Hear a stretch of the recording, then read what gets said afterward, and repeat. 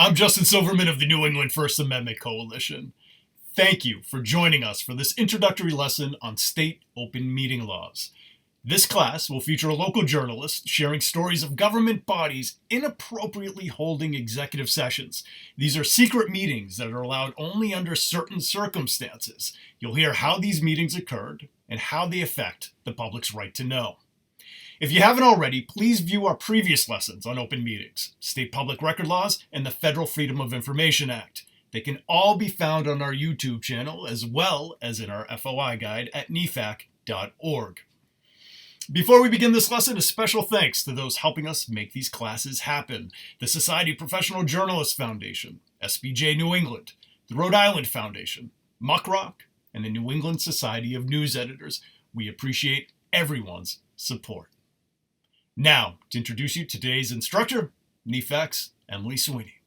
Hey everybody, I'm Emily Sweeney from the Boston Globe, and I want to thank you all for joining us for this webinar, which is part of our ongoing series on state open meeting laws. This session is going to focus on executive sessions in Vermont, and with us is Sasha Goldstein, the deputy news editor at 7 Days. He's going to walk us through how they've covered these types of secret meetings. Sasha, thanks so much for being with us. Yeah, Emily, thank you so much for having me. And obviously, big shout out to NEFAC for hosting this and all the sponsors. I think these sort of events are so important just to have us together as journalists to talk out these issues and go over things that we're seeing in our states. I mean, we're all seeing similar things. So really appreciate the opportunity to do it. How 7 Days filed a complaint about an executive session and won. So I'm going to take us back to 2020, which I think was kind of a crazy time. I was going back to get ready for this presentation, and I was just thinking, like, holy cow, there was so much news. Obviously, we had the pandemic, as you can see from this picture, sort of the Black Lives Matter movement. This was this meeting I'm going to discuss came a few months after the murder of George Floyd. So obviously, I think we all remember as journalists just sort of the craziness of that summer. There was a lot going on. And in Burlington, which is the city we cover most, that was no different. And as you can see, there's hundreds of protesters amassed outside Burlington City Hall in the middle of that summer of 2020. So as I said, just some context, there were a lot of protests in Burlington after the murder of George Floyd.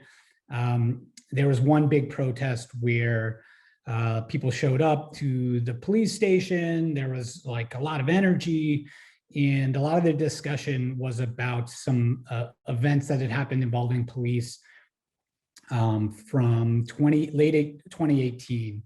These were events we'd reported on, where police officers had been caught on camera being particularly violent with young Black men and during arrests. So these were incidents that had come up at the time or shortly after.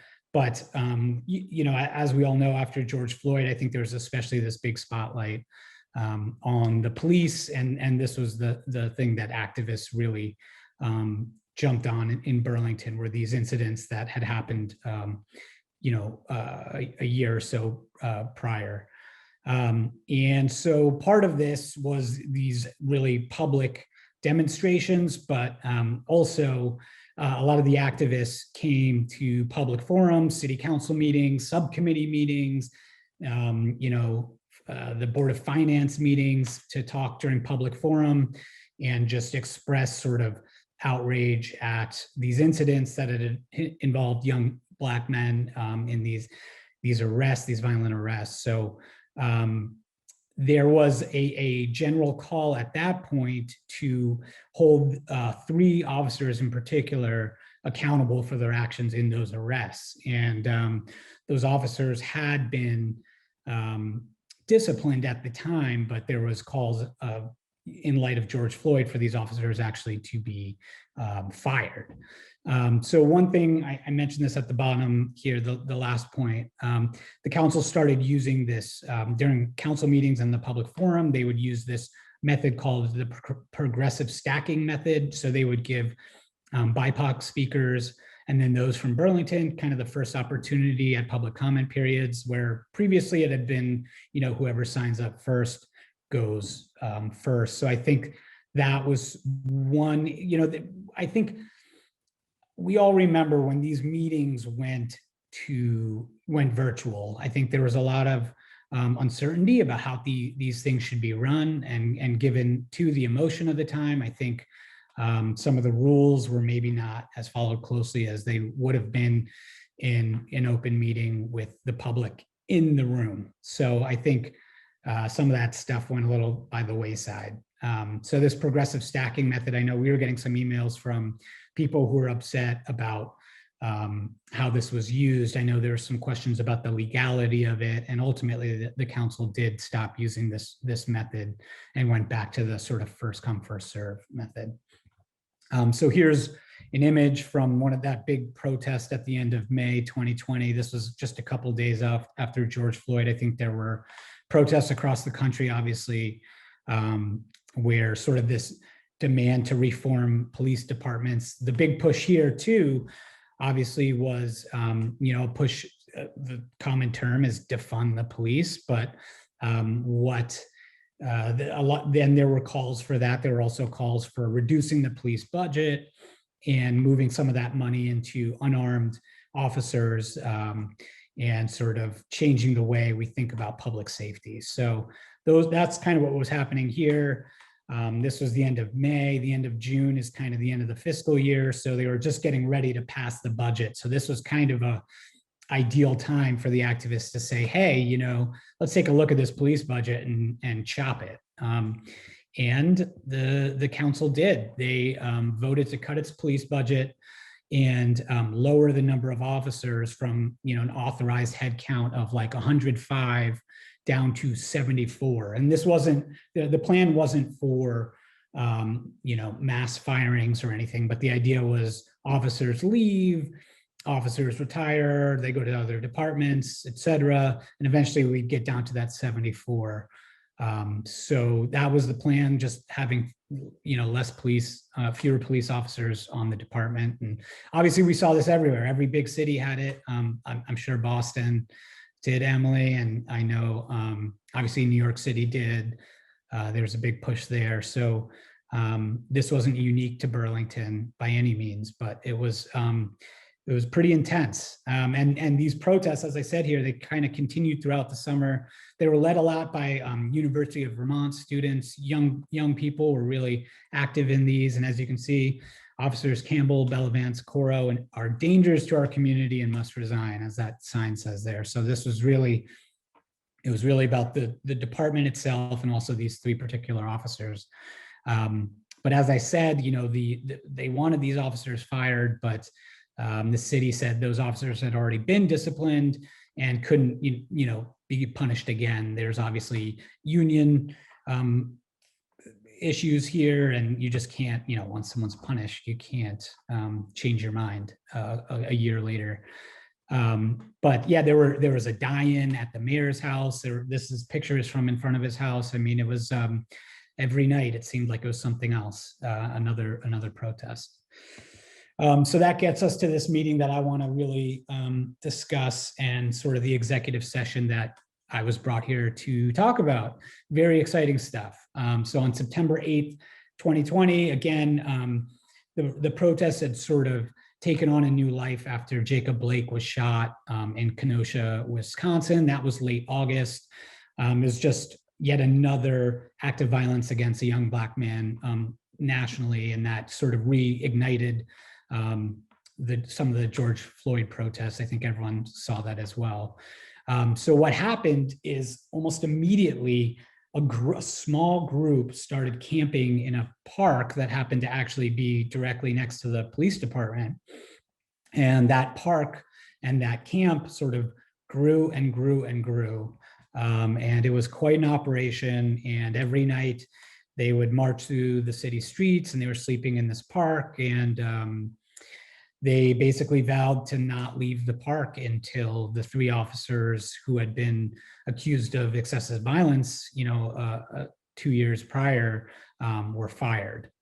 So this meeting that we had this issue with executive session, the council had convened a special meeting. They wanted to discuss whether they actually could fire the 3 officers. And they had an item on the agenda to discuss that in executive session, which is legit. I don't think anyone would, think that they're talking about legal issues with their attorney, personnel issues. So that wasn't a surprise to anyone that they would do that. What was a surprise was that in the middle of the meeting, they amended the agenda and allowed 3 protesters to come into the executive session with them. This is just shows you from the city's site where they had this amendment to go into this executive session with the BIPOC leaders. And as you can see, there were 4 counselors opposed to this idea. And that was kind of a really, so basically,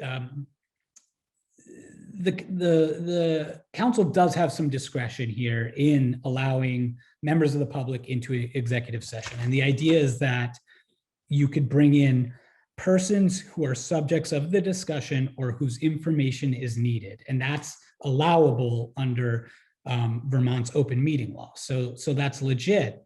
The problem here is there were some doubts about whether the protesters actually had some information that was needed that could only be said behind closed doors. And that's where we sort of stepped in and said, something looks a little fishy here. So the night of, this was a meeting, as you can see, look at the time of when this went up, it was 2 a.m. So these were meetings where it was like the public comment periods went on for hours and hours. We were up at all hours of the night. It was just pretty wild. So the night of, we kind of wrote it in a really, you can see, we wrote it in a really succinct way, that they entered executive session to discuss the legal options. And we called it a highly unusual move that drew pushback from some counselors, where they agreed to go into executive session with the protesters. Now, my reporter, I'm one of the editors here. Sometimes I report on Burlington, and our reporter there, Courtney Lambden, she's really great. She's been covering the Burlington for a couple of years now. And she and I, during the meetings especially, are in really close contact. She's slacking me. She's, we're talking about things that are happening. And, as soon as this discussion started, she sort of said, like, something seems a little like off here. They're talking about letting, protesters into this executive session. So the nice thing about the virtual meetings, of course, is that you can watch them. So I did, I ended up turning it on and had it on as well to sort of see what was going on, and was able to review it and see what had happened. And it just didn't seem right that these 3 protesters were brought into this executive session without, it seemed like for no real reason. So we, after reviewing it, the other thing about these protesters is they were not on camera. We didn't have their names. We just had no idea. It was just voices that we were hearing, disembodied voices saying why they needed to be in here. So usually, of course, when you go to a public meeting, someone sits at a table and they're at a microphone and they say, "Hi, I'm blah, blah, blah from blah, blah, blah, and I'm here to discuss X, Y, and Z." And that was just not happening here. And one thing to note, I did note this in an earlier slide, but the council was very progressive. And I think, there was a lot of empathy, I think, for the protesters. And so I think in that regard, some of these counselors were, willing to give some leeway on some of these rules. These were some young counselors that I don't think were necessarily as experienced as some of the others that pushed back. So the next day, we ended up filing an open meeting complaint against the Burlington City Council. This is kind of one of those awkward situations where you are writing about yourself and writing about your own news organization. But we did, Courtney, did write a story. I didn't edit it. for the record. So obviously that was kind of an awkward situation. But, as it says here, the closed door sessions are limited to persons whose information is needed. And we asserted that nothing presented suggested that the protesters possessed any privileged information regarding the conduct of the 3 police officers. So that was our real concern there. And, I just wanted to include some more from Courtney's story, because I thought it really showed, I think in this case, sometimes it's hard to know whether whether something's wonky, right? Especially as a reporter, you're at a meeting and you're like, is this normal? Even if you've been in covering something for a long time, you never know what you're going to see at a meeting, I think. And that's really important. I think you should always talk to your editor, talk to another reporter about something you're seeing and be like, is this weird? Like, should this be happening? I think that's, you have to rely on your folks and the people who can sort of guide you on these things. This was easy for us because not only did Courtney think it was weird, members of the council itself were like, as this story says, seemed shocked at the suggestion. And these were trained attorneys who had been on the council for a long time, who seemed to think this was getting into sort of uncharted and potentially illegal territory.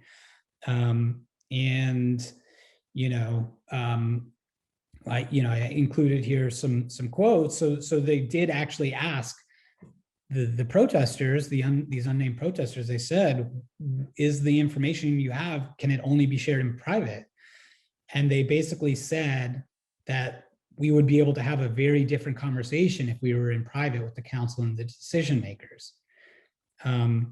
But as one of the counselors, as he said, we don't go into executive session for negotiation because someone doesn't want to share their position publicly. And that was what we were objecting to, is they didn't say I've had a run-in with this officer, or I had an incident that would shed light onto their work at the police department. So, it was pretty clear that something was off here. So this was my complaint. I will say it took some time to do this. The meeting happened on a Tuesday night. It was over Wednesday morning at 2 a.m. So I filed this, I think, on Thursday. And it took some time. I had to look up the case law, and we also did consult with the ACLU. Was great. I think we also consulted with NEFAC just to see what they thought about this issue. And we actually, and we talked about it among editors, with the reporter, just trying to figure out what had happened here. So we basically asked for the names and titles of the people who went into the meeting, the topics of conversation during the meeting, and an explanation of what the protesters said that would have put them at a substantial disadvantage. And we also asked for notes, memos, or minutes during that meeting. So essentially, we thought what they had done is wrong, and as a result, they should show us all these things that had happened behind closed doors, right? This is the public's right to know these things. And we also said here that that they immediately discontinue this abuse of executive session and conduct trainings. We thought that was a really important part. I think sometimes you have councils or boards that might not be really up on some of the laws and rules. So I think encouraging them to do trainings and get, brush up on these laws is important, because these are people you're covering and you want to make sure you don't have to do this. Obviously, we don't want to become part of the story, but at a certain point, you have to. So the next week, or a few days later, they voted to acknowledge that they had violated the open meeting law, which was fantastic. And obviously, we were thrilled about that. And I think, I think the best part of it was that we saw some of the people who had voted to go into the executive session, these same counselors, they voted to acknowledge that they'd violated the open meeting law. And I thought that was really great to see that they realized what they had done was not right. And one of the counselors said, the most important thing here is to maintain the trust of the public. And I couldn't agree more. I think if you do wrong, it's important to at least acknowledge it. The city attorney, ironically, or maybe not, advised that they hadn't necessarily committed a violation of the open meeting law, but this wasn't necessarily a surprise. We've had kind of issues dating back several years with the administration, the mayor, which is separate from the city council in Burlington. The mayor's administration has had some issues with giving up some public documents and redactions. So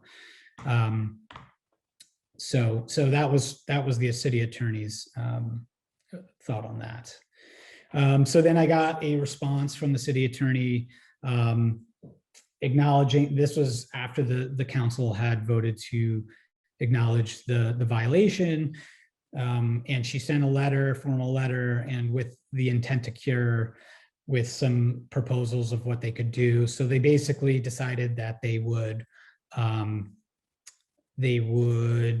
release the names of the people who had gone in, and also hold a training, which was great. I thought it was really interesting that they basically said, oh, okay, well, we didn't know this time whether the things the protesters were going to say were actually relevant or not. So we just said, let's go in and find out. And what they're saying here in their cure is, well, next time someone better know if it actually has to be heard behind closed doors before we vote as an entire body to go behind closed doors. So I think that's really important, is like actually knowing. Otherwise people would argue to go behind closed doors all the time. And that's obviously not something anyone wants. We don't, as journalists, and the general public shouldn't have that happening during public meeting either. So I think that was a really important response. And so this was the meeting where they agreed to the cures, including a training. But I put the headline there, the idea that this was like the fourth item that meeting. It was just, again, there was so much news happening. So the last thing we wrote about was, their decision to cure their violation. But the first item of that meeting was, rather than fire one of the officers accused of excessive force, they approved a buyout for him, which was interesting and controversial itself. So it was just, again, a lot going on, a lot of pressure. I think a lot of the counselors felt pressure from the protests to act a certain way. And so I think, I attribute some of that to the stress of this moment, and maybe some slips and judgment on open meeting law. After they were, the council was trained, this is what put out here, the New England First Amendment Coalition did hold a training. Yeah, it was great. Leah Ernst from the ACLU of Vermont, and Mike Donahue, he's the ED at the Vermont Press Association and also involved with NEFAC. And so there was a 90-minute training. It was really great to see. I was glad that happened, and I think it was important. So that was kind of one of the things I wanted to bring up, is there are morals to this. I think know your options. I sort of alluded to this a little bit earlier. Talk to someone if you see something a little wonky. There might be free legal advice too. I actually sent, there was this firm, Prince Lobel. I don't know if this is still going on. It looks like this was during COVID, but they offered pro bono service for news media that's looking for a little guidance on public records and public government. And what we did is we sent the letter I had written to this firm to say, hey, how's this look to you guys? Is there anything else? And it it was super helpful. They actually added some case law that I wouldn't have known about to my letter when I first filed the complaint. So that was great. They looked through it just to make sure I'm no lawyer. So it was great to have kind of that legal set of eyes on this. So I encourage you, if you can, there are free opportunities to get some legal advice on an issue like this. You know, you never want the financial constraints to get in the way of public records and public information. That's kind of my theory. So, and then another moral, don't forget to say thank you. I thought it was really, I was glad they did it. I mean, I thought, like I said, I thought it was really interesting and important that they acknowledged the violation and took steps to remedy it. And these are people you work with and you cover them, and you probably have relationships with these people on councils and boards. So I think it's really easy to just say, thank you for taking us seriously. And I think they probably appreciate it as well, to know that you're, you know, paying attention. And, you know, that's key. And again, like I said, I love this cover that we had earlier that year, March 2020. The city, we've had long running battles with public records, and we had this great cover story by Courtney about how the city of Burlington has kind of withheld records or redacted some. The best part of this story is they redacted the content of an email she had sent. So she requested emails, and in the response was one of her own emails and blacked out. So she was like, it's just insane that, you know, that would happen. So, and then again, this came out a couple weeks after the training and all the rest. A subcommittee actually met without properly warning a meeting. This was another issue altogether. It's not executive session, but again, it's just a reminder to keep an eye on committees, councils, subcommittees, and make sure they're doing the right thing and holding meetings in public, and especially executive sessions. I think executive sessions can be abused. I think it's a good opportunity to get behind closed doors and talk about things you don't want to talk about, you know, be honest. And I think they should be honest in front of the people that their constituents. And so very important. So I hope everyone keeps at public officials and keeps watching. So that's kind of the end of my spiel here. Yeah, what a great presentation. Thank you for walking us through it, Sasha. It was great to see exactly how, you know, you guys requested them to, you know, obviously step up, become more transparent, and get training, so it doesn't happen again in the future. And it's nice to see that this, you know, kind of like a happy ending. So, you know, I always the best when it ends up well. I think, you know, we don't want to be. But yeah, no, you guys are doing great work up there at 7 days, and it's really good to see that you guys are the watchdog, you know, one of the watchdogs over the city council, and keep up the great work. Thanks, Emily.